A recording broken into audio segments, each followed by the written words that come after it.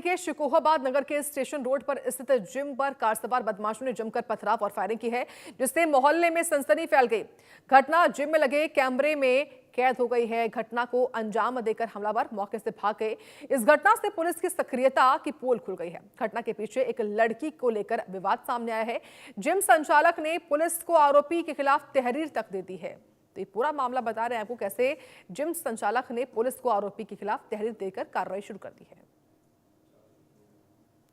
देखिए, एक शिकायतकर्ता आकाश यादव, उन्होंने एक शिकायत प्रथम थाने पे दिया है कि वो जिम चलाते हैं। तो कुछ लड़के आकर और लगभग आज रात्रि में 3 बजे के आसपास हवा में फायरिंग किया और कुछ पथराव किया।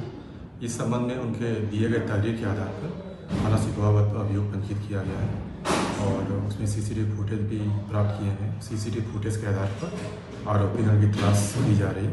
इसमें अग्रिम जो भी वैधानिक कार्रवाई है वो की जा रही है थाना।